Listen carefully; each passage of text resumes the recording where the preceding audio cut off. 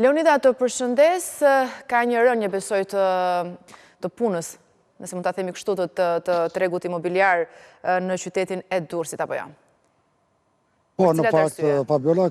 ka disa muaj që tregu imobiliar këtu në qytetin e Durrësit ka ngrirë për shkak të ofertës, pasi gjatë viteve të fundit në qytetin mbretërar të Durrësit ka munguar ndërtimi në mas i pallateve, le të themi në një farë mënyre, ka qenë një numër shumë i ulët i ndërtimeve. Kjo është një ndër arsyet kryesore pse tregu imobiliar ka ngrirë në qytetin e Durrësit kohët e fundit, por një tjetër faktor është edhe tërmeti i ta viteve më parë,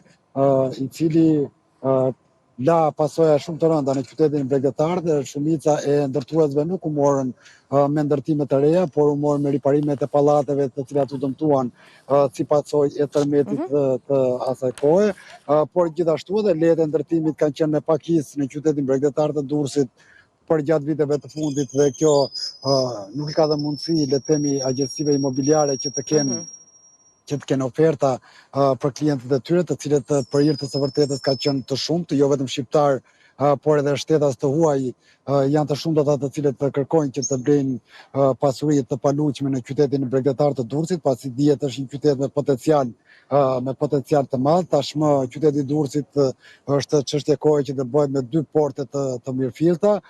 por gjithashtu edhe investimet e shumta të cilat janë kryer në qytetin e Durrësit nga ana e qeverisë shqiptare për gjatë viteve të fundit, ka bërë që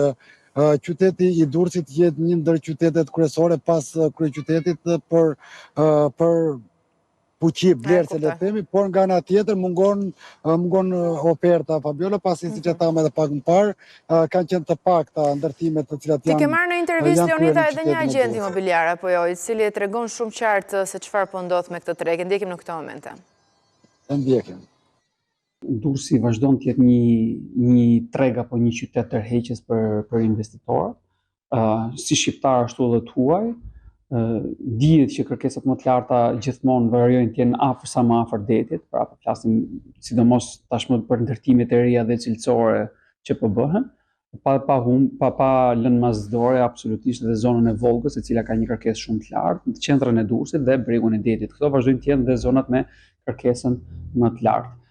Dihet që ka edhe kërkesë për qytetin, por qyteti në këto momente nuk është se ka shumë ofertë, pra nuk është se ka shumë apartamente apo mundësi blerje, dhe pjesa më e madhe e investitorëve apo njerëzit që duan blejnë janë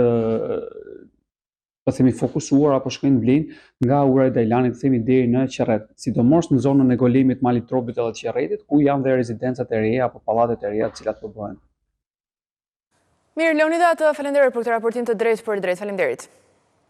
Faleminderit ju.